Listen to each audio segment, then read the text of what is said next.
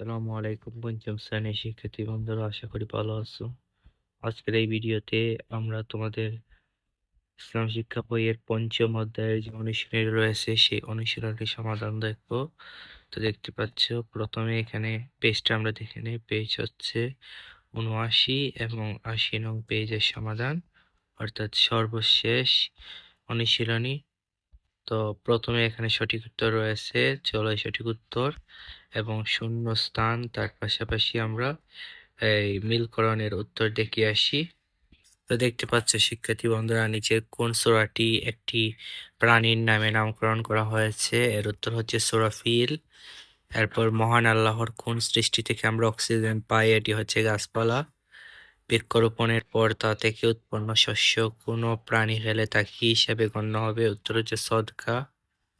জীবজগৎ, প্রকৃতি ও পৃথিবীকে সংরক্ষণের জন্য কোন কাজটি করব? উত্তর হচ্ছে উদ্ভিদ ও প্রাণীর যত্ন নেওয়া।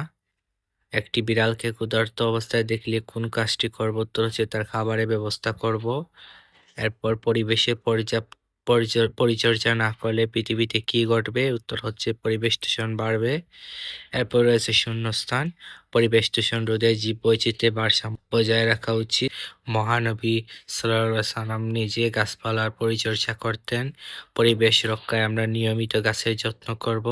জীবজগৎ সংরক্ষণের জন্য প্রাণীদের অযথা হত্যা করব না। জীবজগৎ ও প্রকৃতিকে ভালোবেসে আমরা তাদের সংরক্ষণ করব। এরপরে রয়েছে মিলকরণ। পবিত্র কোরআনে প্রায় ২০০টি আয়াত প্রাণী জগতের বিষয়ে উল্লেখ রয়েছে। উদ্ভিদ কমে গেলে অক্সিজেন কমে যায়। নিজ এলাকাবাসীকে উদ্ভিদ ও প্রাণী যত্নে সহায়তা করব। পশু পাখি ও উদ্ভিদের পরিচর্যা করা সওয়াবের কাজ। জীববৈচিত্র্যের জন্য ক্ষতিকর কাজ পরিহার করতে হবে। তো দেখতে পাচ্ছ শিক্ষার্থী বন্ধুরা, এরপরে ৪ নম্বরে রয়েছে শুদ্ধ অশুদ্ধ নির্ণয় এবং ৫ নম্বরে সংক্ষিপ্ত প্রশ্ন, তার পাশাপাশি ৬ নম্বরে রয়েছে বর্ণনামূলক প্রশ্ন। চলো এই তিনটির উত্তর দেখে আসি আমরা। দেখতে পাচ্ছ, পরিবেশ দূষণ রোধের জন্য জীববৈচিত্র্যের ভারসাম্য রক্ষা বজায় রাখা আবশ্যক, এটি শুদ্ধ বাক্য। বৃষ্টিপাত ঘটাতে পারে গাছের কোনো ভূমিকা নেই, এটি অশুদ্ধ বাক্য। পানির অপচয় রোধ করার সাথে জীববৈচিত্র্য সংরক্ষণের কোনো সম্পর্ক নেই, এটি অশুদ্ধ। পরিবেশের পরিচর্যা সংরক্ষণ না করলে পৃথিবীতে বিপর্যয় দেখা দেয়, এটি শুদ্ধ। মহানবী সাল্লাল্লাহু আলাইহি ওয়াসাল্লাম অযথা পশু পাখিকে কষ্ট দেওয়া থেকে বিরত থাকতে নির্দেশ দিয়েছেন, এটি শুদ্ধ। এরপর সংক্ষিপ্ত প্রশ্ন, মহান আল্লাহ আমাদের উপকারের জন্য সৃষ্টি করেছেন এমন ৫টি সৃষ্টির নাম লিখো। উত্তর হচ্ছে মহান আল্লাহ আমাদের উপকারের জন্য সৃষ্টি করেছেন এমন ৫টি সৃষ্টি হলো পশু পাখি, গাছপালা, সাগর, নদী, খাল, বিল, নানা প্রজাতির মাছ ও জলজ উদ্ভিদ।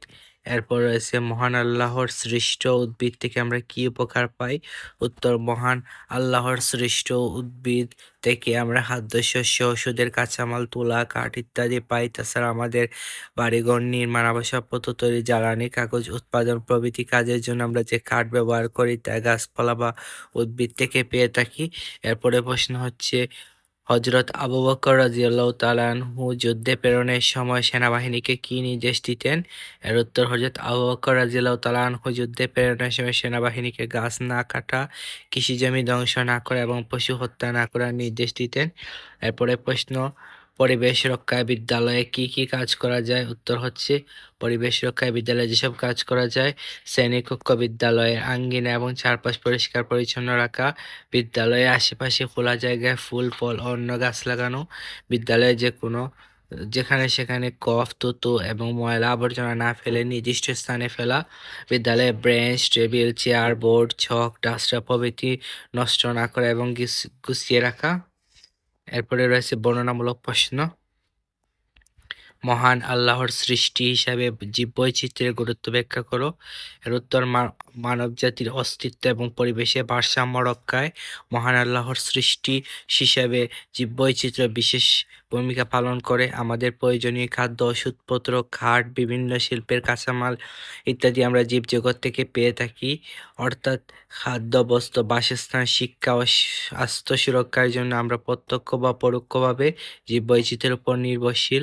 আবার নদ-নদী, খাল, বিল, পুকুর, হাওর-বাওর সহ জলাধারগুলো পরিবেশ রক্ষায় ব্যাপক ভূমিকা পালন করে থাকে।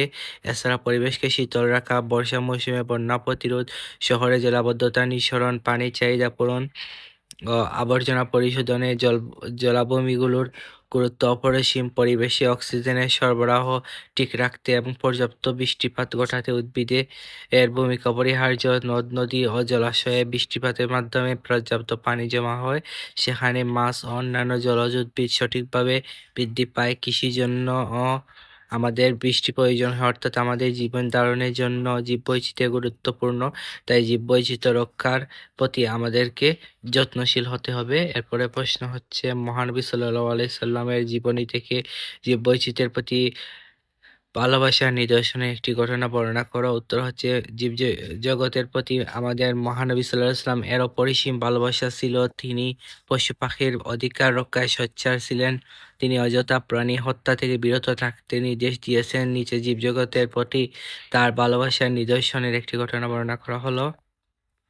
হযরত আব্দুল্লাহ ইবনে মাসউদ রাদিয়াল্লাহু তাআলা আনহু বর্ণনা করেছেন, আমরা রাসূল সাল্লাল্লাহু আলাইহি সাল্লামের সঙ্গে এক সফরে গিয়েছিলাম। তিনি আমাদের কাছ থেকে একটু দূরে গেলে আমরা একটি লাল পাখি দেখতে পেলাম। পাখির সঙ্গে দুটি বাচ্চা ছিল এবং আমরা বাচ্চা দুটিকে ধরলাম। এ সময় মা লাল পাখি তার ডানা দিয়ে মাটিতে আঘাত করছিল। মহানবী সাল্লাল্লাহু আলাইহি ওয়াসাল্লাম ইতিমধ্যে ফিরে এসে বললেন, কে এই পাখির বাচ্চাকে ধরে এনে কষ্ট দিয়েছে, তাদের ফিরিয়ে দাও। মহানবী সাল্লাল্লাহু আলাইহি ওয়াসাল্লাম সেখানে একটি পিঁপড়ের ডিবিও লক্ষ্য করলেন, যা আমরা পুড়িয়ে দিয়েছিলাম। তিনি আবার জিজ্ঞেস করলেন, এ আগুন কে দিয়েছে? আমরা উত্তর দিলাম, আমরা দিয়েছি। তিনি বললেন, আগুনের রব ছাড়া আর কেউ আগুন দিয়ে শাস্তি দিতে পারে না। এরপরে প্রশ্ন হচ্ছে, মানে জীবজগৎ ও প্রকৃতি সংরক্ষণের জন্য করণীয় 8টি কাজের তালিকা তৈরি করি।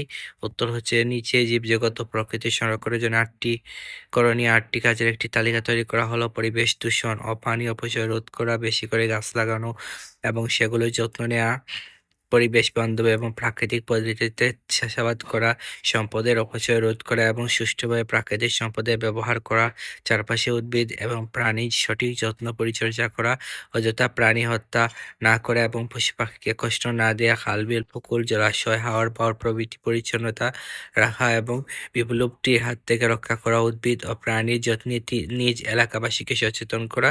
এরপরে প্রশ্ন হচ্ছে, জীবজগৎ ও প্রকৃতি রক্ষায় সাহাবীগণের জীবনী থেকে আমরা কি শিখতে পারি, বর্ণনা করা। উত্তর হচ্ছে, জীবজগৎ ও প্রকৃতি রক্ষায় সাহাবীগণ অনেক সচেতন ছিলেন। রাসূলুল্লাহ সাল্লাল্লাহু আলাইহি ওয়াসাল্লাম এর আদেশে উদ্যত হয়ে তারাও বৈচিত্র্য সংরক্ষণে উদ্যোগী হয়েছেন। তাদের আদর্শ আমাদের মানুষ, জীবজগৎ, পৃথিবীকে ভালোবাসতে শেখায়, প্রকৃতি ও জীবজগৎ সংরক্ষণের ভূমিকা রাখতে অনুপ্রাণিত করে। যেমন হযরত আবু বকর রাদিয়াল্লাহু তাআলা আনহু সেনাবাহিনীকে যুদ্ধ প্রেরণের সময় গাছ না কাটা, কৃষি জমি ধ্বংস না করা এবং পশু হত্যা না করার নির্দেশ দিতেন। তার এ নির্দেশ থেকে আমরা অযথা গাছ না কাটা, গাছের ডালপালা না ভাঙা, পাতা না ছোঁড়া, কৃষি জমি নষ্ট করে ঘরবাড়ি না তোলা, ফসল নষ্ট না করা, প্রাণী হত্যা থেকে বিরত থাকার শিক্ষা গ্রহণ করতে পারি। তাছাড়া হযরত আব্দুল্লাহ ইবনে মাসউদ রাদিয়াল্লাহু তাআলা আনহু বর্ণিত ঘটনা আমাদের পশু পাখির প্রতি যত্নশীল হওয়া এবং তাদের কষ্ট দেওয়া থেকে বিরত থাকার শিক্ষা দেয়। হযরত সাদ রাদিয়াল্লাহু তাআলা আনহু এর ঘটনা থেকে আমরা পানির অপচয় রোধ এবং পরিমিত ব্যবহার সম্পর্কে শিক্ষা নিতে পারি।